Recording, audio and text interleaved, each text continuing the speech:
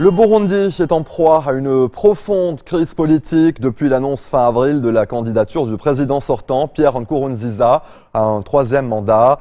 Une décision que l'opposition a qualifiée d'anticonstitutionnelle. Depuis, les tensions escaladent et menacent de se transformer en conflit armé. Le 11 décembre dernier, de violents affrontements ont secoué la capitale. L'armée dit avoir déjoué l'attaque d'un groupe rebelle et tué 79 insurgés qui se seraient repliés dans les quartiers contestataires. Les habitants, eux, affirment que les forces de l'ordre ont commis des meurtres et enterré les corps de jeunes hommes innocents dans des fosses communes. 12 ans après la fin d'un conflit interethnique et en fait 300 000 morts, les signes sont alarmants et l'Union africaine envisage d'envoyer des troupes de maintien de la paix. Et Mélanie Goubi et Duncan Woodside ont enquêté au Burundi. Des hommes jeunes face contre terre, une balle dans la tête pour certains. Dans ce document que nous avons obtenu, des dizaines de corps jonchent les rues de Nyakabiga, un quartier contestataire de Bujumbura, ce samedi 12 décembre, au lendemain des opérations menées par les forces de sécurité burundaises. La veille, un groupe rebelle aurait attaqué 3 camps militaires de la capitale. De 4h à 7h du matin, tirs nourris et explosions de grenades n'ont pas cessé. Tout au long de la journée, des coups de feu sporadiques ont retenti dans les quartiers où les forces de l'ordre disent avoir poursuivi leurs assaillants. Les policiers de l'API sont venus. Ils ont sorti les gens de leur maison et ont commencé à les tuer. Ceux qui ont échappé à la mort, c'est grâce à Dieu. Selon plusieurs organisations de défense des droits de l'homme, 154 personnes seraient mortes dans ces opérations de ratissage. Plus de 150 hommes sont toujours portés disparus. Dans le petit cimetière de Kanyosha, des témoins nous ont affirmé avoir vu la police transporter des corps à l'arrière de pick-up pour les enterrer ici, dans des fosses communes. Les contours de 2 trous fraîchement remplis sont clairement visibles. Pour les transporter, entre le cimetière et la rue, il y a quelques mètres. Alors ils ont dû transporter les corps à la main. Ils ont demandé à des personnes qui étaient là et leur ont dit de venir aider. 2 par 2 pour chaque corps. Ils ont transporté plus de 32 personnes. Certaines familles ont pu enterrer leurs proches avec dignité. Egide Nyongere faisait partie des victimes. Des témoins affirment qu'il a été vu pour la dernière fois dans une voiture de police aux alentours de 16h le vendredi après-midi. L'impact d'une balle est visible sur sa tempe droite. À l'hôpital militaire de Bujumbura, un rebelle blessé et un soldat du gouvernement sont alités dans la même pièce. Evariste Arimana dit qu'il était dans l'armée avant de se voir forcé à rejoindre les rebelles.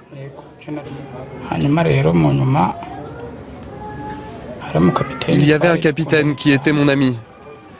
Il travaillait aussi dans la garde présidentielle, mais il a déserté. Après cela, je suis devenu un suspect. J'ai voulu aller dans un camp de réfugiés au Rwanda, mais ça n'a pas marché.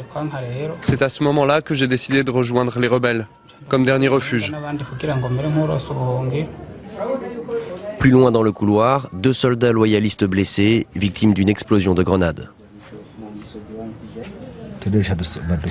Nous sommes sortis de nos quartiers pour vérifier ce qui s'est passé. Une fois dehors, j'ai vu que les rebelles étaient déjà entrés dans le camp. Ils m'ont lancé une grenade, j'ai été touché. Ils portaient les tenues anciennes militaires et certains les nouvelles, mais sans l'insigne du drapeau du pays. Le gouvernement affirme avoir lancé une enquête pour établir la nature des décès. Alors s'il s'avère qu'il y ait eu abus, eh bien, il doit y avoir des sanctions. Il doit y avoir des arrestations et des poursuites judiciaires. Mais si nous trouvons ou avons vu des gens qui portaient des signes d'exécution, eh bien, ça peut aussi être de la part de ces insurgés qui ont fait, soit pour se venger ou tout simplement pour faire porter le chapeau au gouvernement. Alarmée par l'escalade de la crise dans une région marquée par les conflits ethniques, l'Union africaine a autorisé le déploiement de troupes au Burundi. Députés et sénateurs burundais réunis en congrès lundi se sont opposés à l'envoi d'une mission de maintien de la paix. Ils ont unanimement rejeté l'idée qu'un nouveau génocide pourrait être en préparation. Je suis de l'ethnie Tutsi. En tant qu'élu du peuple, je voudrais rassurer la population qu'il n'y aura jamais de génocide. Le gouvernement et la majorité de l'opposition s'accordent au moins sur ce point. La crise est politique et non ethnique. La police n'a pas souhaité donner suite à nos demandes répétées de réponse aux allégations concernant l'existence de fausses communes.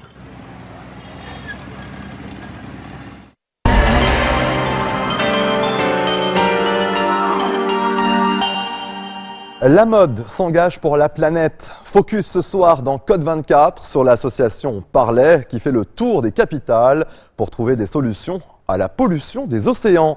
Elle invite les industriels de la mode à recycler le plastique plutôt qu'à le produire.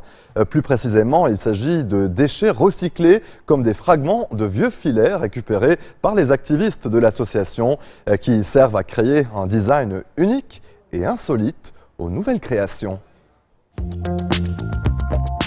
Enfin une nouvelle année qui commence. Chacun et chacune sera appelé une fois de plus à célébrer sa singularité et exprimer sa personnalité. À suivre ou pas les grandes tendances 2016. En premier lieu, l'engagement. Le monde entier se mobilise pour sauver la planète. La mode faisant partie du top 3 des industries les plus polluantes, il faut plus d'eau pour produire 1 kg de coton qu'1 kg de blé. Les initiatives se multiplient. Exemple avec l'association militante Parley qui fait le tour des capitales pour trouver une solution à la pollution des océans par le plastique.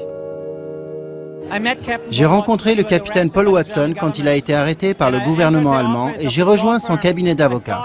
Pour moi, c'est comme une version pirate du Père Noël. Ce type consacre sa vie aux animaux et grâce à lui, puisque je ne peux pas arrêter de faire ce que je fais, c'est-à-dire la promotion des marques et des compagnies, je me suis trouvé un nouveau client, la mer et les océans.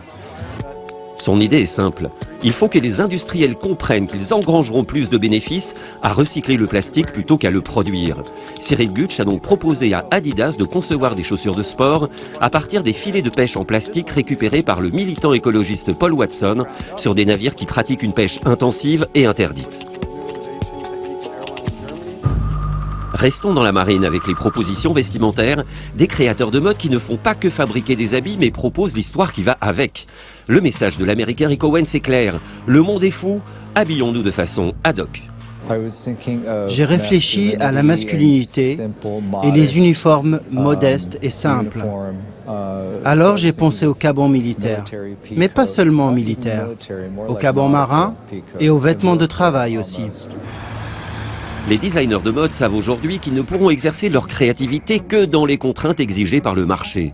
La collection présentée dans le grand escalier de l'Opéra de Paris par la très jeune Griffe Pigalle illustre cette autre tendance forte, le vivre ensemble. Je suis content si ça donne des émotions, parce que je fais pas que des vêtements, c'est plus une ambiance entre les gens, un mélange de couleurs, d'identité, et que je défends, c'est vraiment un truc communautaire.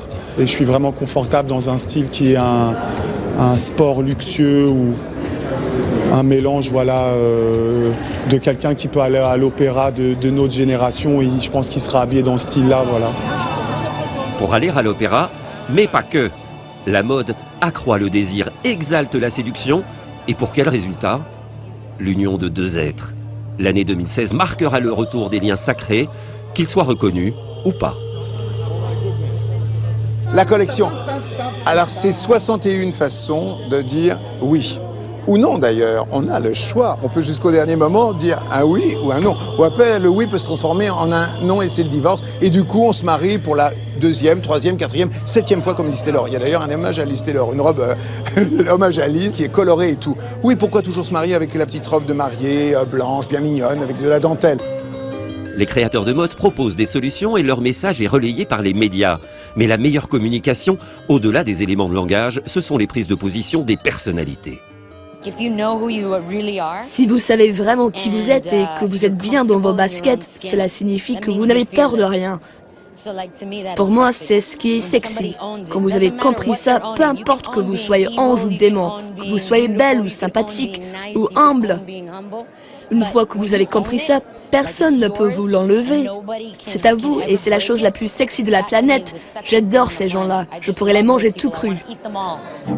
Mais toute la planète ne vit pas au même rythme. Cette liberté de pouvoir porter ce que l'on veut n'est pas toujours évidente. Pendant la Fashion Week de Tunis, les mannequins se montrent et s'expriment.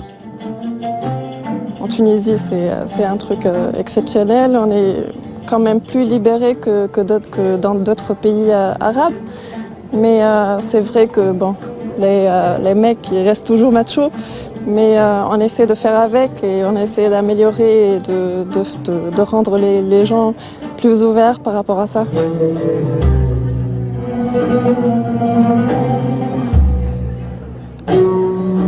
De montrer que je suis la femme tunisienne, je suis très contente.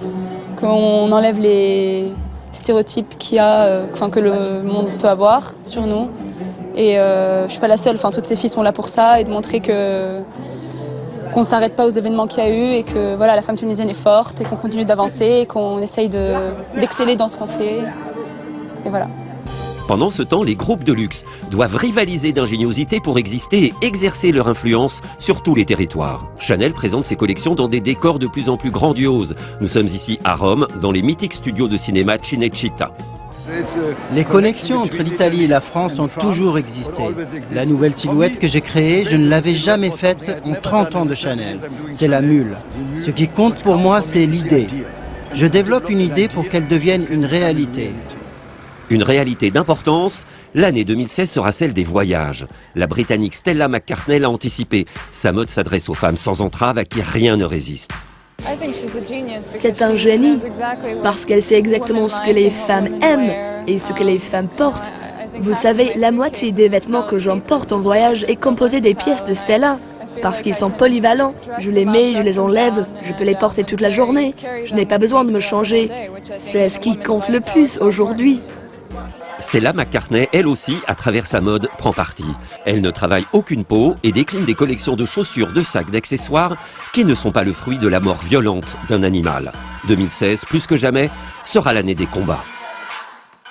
Code 24, c'est déjà fini pour cette semaine. Nous vous donnons rendez-vous la semaine prochaine pour une nouvelle fenêtre sur l'actualité internationale. Vous pouvez dès à présent revoir cette émission sur notre site internet et n'hésitez pas à nous envoyer vos commentaires à l'adresse qui s'affiche au bas de votre écran. Excellente suite de programmes sur notre antenne et très bonne soirée.